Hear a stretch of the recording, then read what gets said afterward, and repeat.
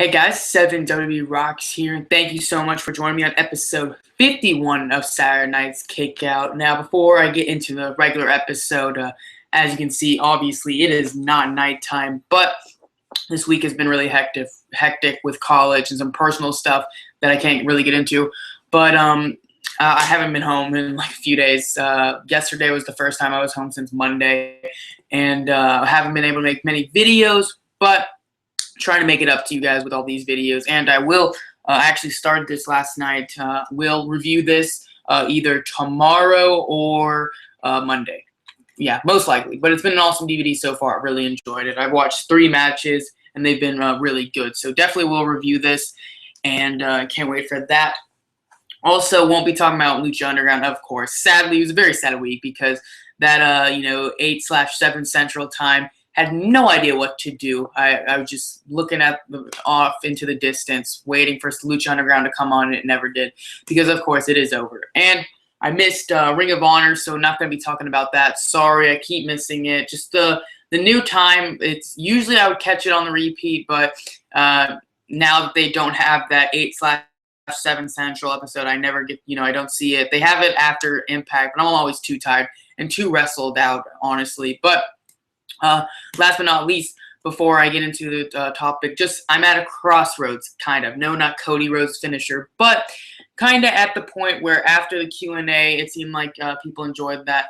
I hope, honestly. But basically, I don't know really if I should continue this series. Not because I don't like doing it, because obviously I really do like doing it. I love talking wrestling and getting to do these longer videos, but just seems like people don't seem as interested as before. After the Q&A was over, it just seems kind of like, oh, we're back to the old style. It seemed like a lot of people were really excited for the Q&A, and then once that's over, people don't really care. So if you comment on this video, please, if you only comment on it, just please let me know. Should I continue this series? Maybe there should be some other ways I could make the series more fun instead of the same old. How should I change it up is basically what I'm getting at. Or be brutally honest, like all honesty. Be completely honest. Should I end the series? Should I do something different or something? Should I take a little break maybe and just go back to doing regular videos? Please, please, please let me know in the comment section below because I really do appreciate your guys' opinions. And be brutally honest. Not too honest. Not, hurt my feelings. But be, honest about it. Say, yeah, you need to stop doing this. You need to stop doing this, blah, blah, blah. Please let me know in the comments section. I really do appreciate it. So let's get right into the swing of things, though. I'm going to try to do this quick. I take way too much time during these videos, so we're going to try to go through them pretty fast. So Raw had an Orton versus Cesaro versus Owens triple threat match, basically determine who would face Seth Rollins for the WWE World Heavyweight Championship later on in the night. So all those guys came out and basically said, I think I deserve a title shot. Then another guy would come out, I deserve one. Then, Orton came out, I deserve one. So that's how this unfolded, and it was a great triple threat match. Like, really, really good stuff. I really enjoyed it, thought it was awesome. Cesaro just continues to do moves like you have no idea where that came from. Like, I think he's awesome about that. Owens, of course, is fantastic. Orton, I think, is always a solid worker, and it was good to have like that veteran in the ring. Veteran, as in like WWE. I know Cesaro and Owens obviously have been wrestling for a long time, so technically they are veterans, but WWE veterans. So it was good to see that. But a great triple threat, and I knew it was gonna have to be Orton because I don't see Cesaro getting another title shot, or Owens, of course. Because they did all the things with Cena's and, the United States Championship match, and, all that great stuff. So I knew Orton was going to get the win, and he did. Hit a double RKO. He jumped over, or it was like Owens threw Cesaro into the rope for the pop-up powerbomb. Cesaro went over Owens. Orton caught him with an RKO, and then Orton caught Owens with an RKO. So it was a double RKO to get the 1, 2, 3, which I was fine with. Yeah, I knew that was going to happen, and I was excited to see the main event because even though it ended, I'm kind of spoiling the main event, but even though it ended in a disqualification or whatnot, I do like that they keep doing these. The second week in a row, they've done a WWE Championship match. Even though it's predictable, it's still like, hey, it's a championship match, and it's on Raw, so that's awesome, I think. So, because you kind of always feel like, okay, maybe something big's about to happen because they're doing a championship match on Raw. So I say more of that. Ambrose and Reigns was announced for SummerSlam. Ambrose and Reigns versus Luke Harper and Bray Wyatt. So they're calling it like a family war is coming to a conclusion, I guess, or coming to, wrecking crew, I don't know, at SummerSlam. So I don't know. I'm okay with that match. I just feel like they're backtracking now with the whole Shield and Wyatt family thing. It just seems like, oh, we got nothing for these guys, so let's just put them with their partners again and just have another match to hopefully get that same greatness we got from the Shield versus Wyatt family wars. And I think that's what they're trying for. Hopefully it's good, but I'm not really too interested in the storyline, to be honest. I feel like once they split up, they should be split up for a long time. I don't like the whole, Reigns and Ambrose are still like best friends thing. Sometimes it works out, but it just feels like I want them all to go on their own way. But that's just my opinion. Let me know what you guys think. Next, Neville versus Bad News Barrett with Stephen Amell at ringside, the actor who plays the Green Arrow. Yeah, Lance Storm said on Twitter, he was like, oh, did I miss something? I thought Stephen Amell plays the Arrow, not the Green Arrow. And he was serious. And I was like, are you kidding me? The show's just called Arrow, but he happens to be the Green Arrow. It's not that hard to figure out. But that's my opinion. I really do like the show Arrow. I'm on I haven't started season 3, but I want to. I'm just waiting for it to come to Netflix. But so I was happy that he was on Raw.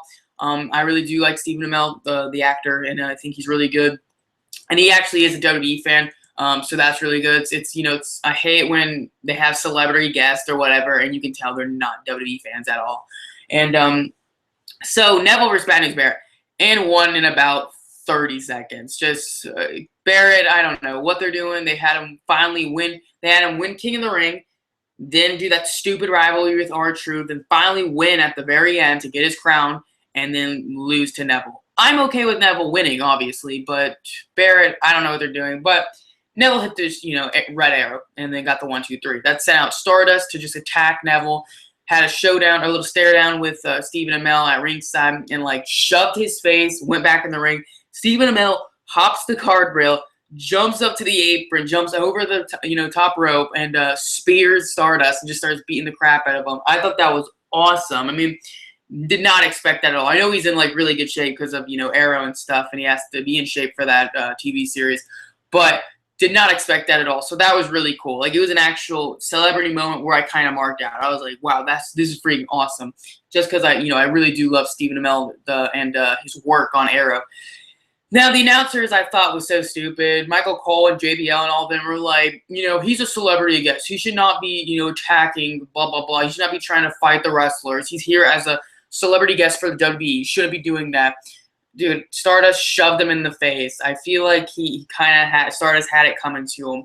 And I just thought that was stupid. But backstage, Stephen Amell was yelling at Triple H, basically saying, make the match. Me and Neville versus Barrett and Stardust. So they did make it happen. Stephen Amell said he would sign the, health insurance stuff. So anything that happens to him is not WWE's fault. And they have the match signed, ready to go. Don't know why Barrett's in this. They literally just threw him in the mix. But it is a celebrity, a celebrity in a match. So this is actually a high profile match. And I know a lot of people probably are thinking, no, it's not at all. But in Daniel Bryan's book, when he was talking about how he was supposed to verse Charlie Sheen at SummerSlam, he actually said that would have been a huge match because it's a celebrity. And these kind of matches actually get, outside people looking at the WWE. It's always good publicity. I looked on Stephen Amell's Facebook page, and the comments are just like, I don't watch the WWE, but just since you're in a match, I'm watching it. I never watched the WWE, or I hate the WWE, but since you're in a match, I'm going to get the network and watch it. So it is going to bring in new people. So I think that's awesome, and I hope it's a good match, and I hope Stephen Amell, Neville, do some cool stuff, because I obviously think they're going to get the win. But, that's just what I think. So awesome moment, and I think Stephen Amell did a really great job. So Orton versus Rollins in the main event for the WWE World Heavyweight Championship. A good match, but let's just get to the finish. Sheamus came in and attacked Orton and threw him out, hit a bro kick on Rollins, and, went to cash in. He said, all right, I bro kicked Rollins. Here's my briefcase. And the ref just holding his briefcase so he held on it way too long. So basically the ref was like, you want to cash in? And Sheamus is like, let's do it. And he's like, now let me get this straight. You want to cash in? And Sheamus is like, please ring the bell. I'm cashing in. And he's like, you want to cash in? So it took forever. It was just stupid. And you obviously knew the cash in was going to happen. Orton came behind Sheamus, RKO'd him, and that's how the show ended, with Sheamus not getting the cash in, but keeping the briefcase, of course, and Orton getting the final say in it, and Rollins just, got a bro kick. So basically, I read that this was supposed to be, if Cena wasn't ready to compete by SummerSlam, this was the seed for Orton versus Sheamus versus Rollins for the WWE World Heavyweight Championship at SummerSlam. So I don't get why Sheamus would be thrown into it. I don't get why either guys would be thrown into it, honestly. Why Sheamus would get a title shot when he already has the Money in the Bank briefcase, that seems kind of pointless. But Cena is cleared to compete, so he will face Rollins, I'm sure, at the SummerSlam. I bet it'll be announced this Monday. But, man, 1 week before, not even, less than a week before SummerSlam on Monday, and we still have no idea what the WWE Champion's doing. So I think that's kind of stupid. Obviously, he's going to verse Cena, but still, I think that's kind of bad. They put way too much faith in Brock Lesnar versus Undertaker. They're hyping that up a little too much, to be honest. But yeah, let's get to NXT. Going through this, trying to go through quick. Sorry. Baron Corbin squashed a guy, and he's been doing these squash matches in the past few weeks. And basically said, anybody here I can beat, and I am better than you, and blah, blah, blah, which led to Samoa Joe coming out. Samoa Joe comes out and says, if you say you're better than everybody, why don't you prove it to me right now? And Baron says, yeah, maybe another time, not now, though. So basically, as Joe is looking away, Baron attacks him from behind, blindsides him, just punching. And Joe somehow gets the rear naked choke on Baron Corbin and makes Baron Corbin pass out. So Joe actually put down Baron Corbin, the freaking monster that he is, I guess. Everyone hates him at Full Sail University. But Joe was actually able to choke him out. So that was really cool. And the match was announced. Baron Corbin versus Samoa Joe at NXT Brooklyn. So I'm excited for that. But I don't think either guy needs a loss. So I don't know what they're going to do, but I don't think Baron Corbin needs to lose. I don't think he should lose is what I'm saying. And I definitely don't think Joe should be losing. But I have a feeling Baron's going to go over, which would kind of suck, but that's just me.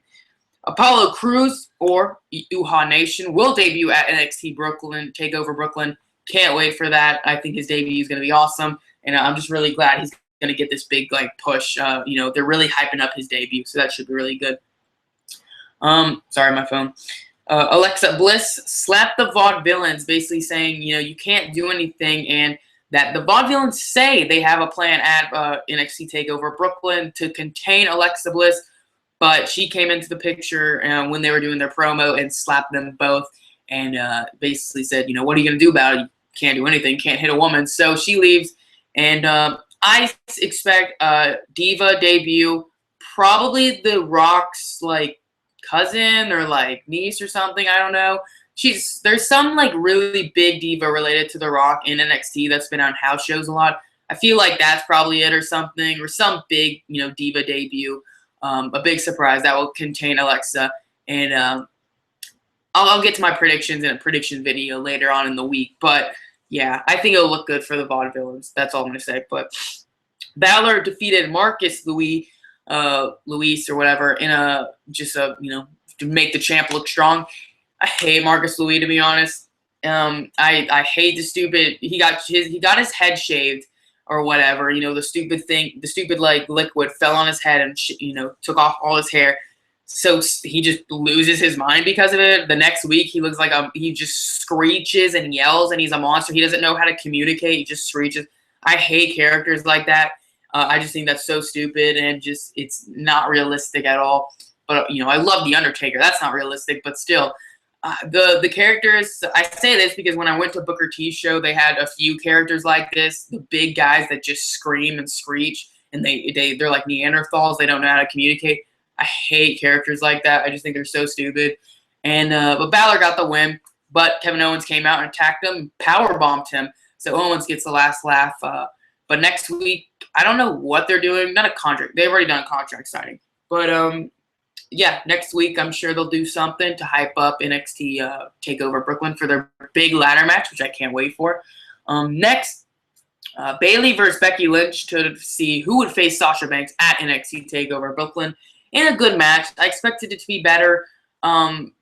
Bayley got the win with when Becky tried to go for an armbar, but Bayley just rolled her up, a schoolboy, schoolgirl, whatever, 1, 2, 3 pins. So I was disappointed Bayley didn't get the solid win because I feel like with her wins leading up to Sasha, she needs to get big wins every time. But Becky is on the main roster, so it kind of doesn't help if she goes over her clean. So, it was a roll-up, so it was clean, but you know what I mean. Not just a solid finisher takes her out. But, yeah, Bayley's going to verse Sasha Banks, which I'm really excited for that match. And I really don't know who's going to win, honestly. Since Sasha's on the main roster, you always feel like, the next person's going to take the title away. So, we'll see what happens. But moving on to TNA. So, we got title of the video, GFW, NXT, TNA. Oh, my. So, we got a lot of stuff. And NXT, Global Force Wrestling, TNA, they're doing some great things. Ring of Honor, as always. But all those companies doing some great things right now with so many different talent that are, flipping, flopping, jumping ship. And it's making some great, great wrestling TV. And I freaking love it. So, let's get into TNA. I missed the opening for it. But basically, show opens with Jarrett in charge. Says it's going to be King in the Mountain match for the championship, of course. And EY is the first participant. And then that led to the TNA guys just beating up the Global Force Wrestling guys and just have a big brawl. Just to open the show. Awesome Kong versus Lady Tapa. This whole episode was basically GFW versus TNA. So Kong versus Lady Tapa. Lady Tapa had a manager, something red. I forget what it was. My friend told me what it was, but yeah, some manager that just yelled a lot, and I missed his promo, but she's got a manager, so that's all I wanted to say. But it ended in a count out. They just attacked each other, and Kong body slammed Tapa on the top of the stage or whatever, the entrance ramp, and that would, just to make no clear winner, which I think is good. There shouldn't, in a feud like this, in an invasion angle, there shouldn't be a clear winner till the very end, obviously, but. Yeah, so that was the first GFW versus TNA match and in no contest. Bobby Roode confronted Rockstar Spud. He is Rockstar Spud, because he beat Austin Aries. So Roode was pissed off that his dirty heel partner is gone from TNA now. And Spud delivered an awesome promo. Definitely go back and watch it. Spud, I think, does some great promos, and he's really shaping up to be one of my favorites in TNA. He's always been that I love the comedy character, but serious-wise now, he's really stepping up. Like EY did when he was a comedy character, and then when he won the world title, he really stepped up, and now I think he's ruined as a heel because I think he's awful as a heel. But Spud is doing great things. He went from a comedy character to a guy I could easily take seriously, so I think that was a job well done by him. But Roode basically beat the crap out of Rockstar Spud. Just destroyed him, got in the arm lock and stuff, the crossface, hit the Roode bomb, just absolutely beat the crap out of Spud. And so it looks like Spud versus Roode may happen in the future. We'll see from here on out, though.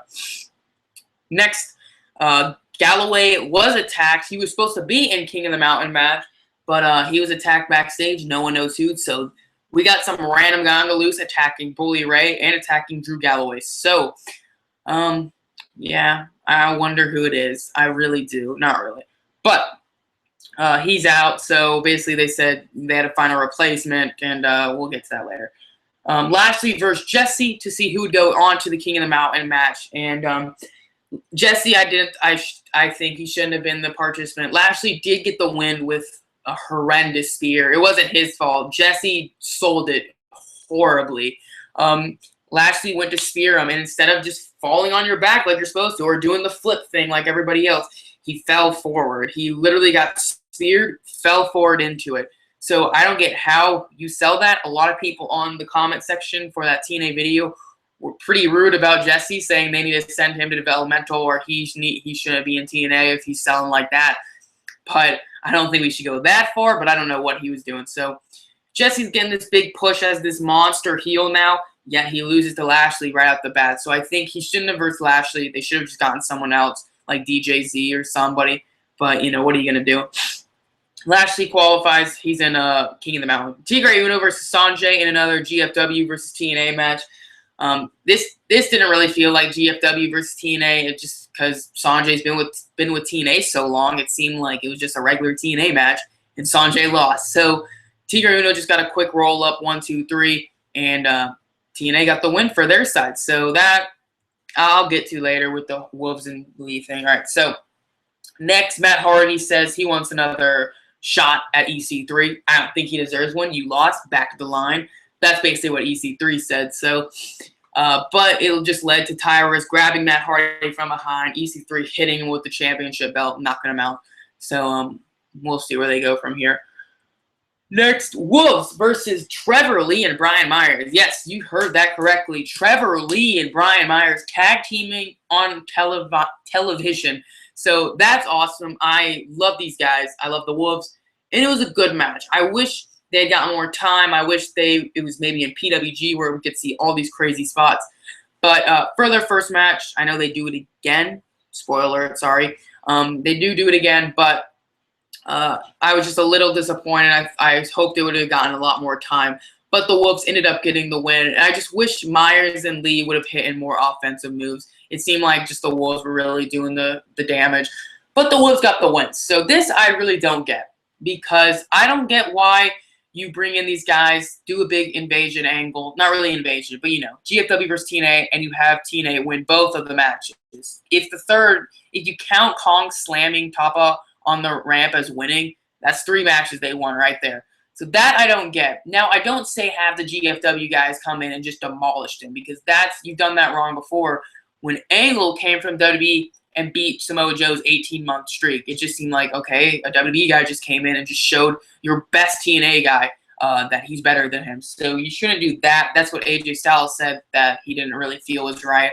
But I don't feel it's right here either. So don't have the GFW guys come in and just demolish the TNA guys. But they needed to get some wins here, and I felt like they should have gotten some wins. So that I was disappointed in. But the main event, they did get a big win for their side. We'll get to that later. We'll get that right now because that's my next part of my notes. King of the Mountain match, PJ Black versus EY versus Robbie E versus Chris Masters. I forget his last name. Mordensky, I think. I'm just going to say Chris Masters. And then versus Lashley. So 5-man. And, 5-man match. And so I heard a tweet about this basically when this happened, weeks ago.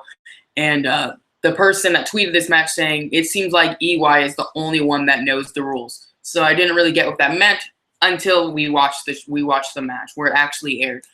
It seemed like EY was the only one that got the rules. Because Lashley speared someone, got the 1, 2, 3. It was right off the bat. So Lashley is qualified. He is eligible to grab the belt, grab a ladder, hang up the belt. So Lashley's eligible. PJ Black gets a pin. So he's eligible. Both eligible. That means grab the belt, grab a ladder, hit somebody with it, and climb up and put the championship on, on the scaffold thing. They did not do that. They just continued wrestling. It's like you're eligible. You can use a ladder. Go get a ladder or something. And then Lashley speared another person and got the pinfall. So they had to say Lashley's eligible again, which I don't get.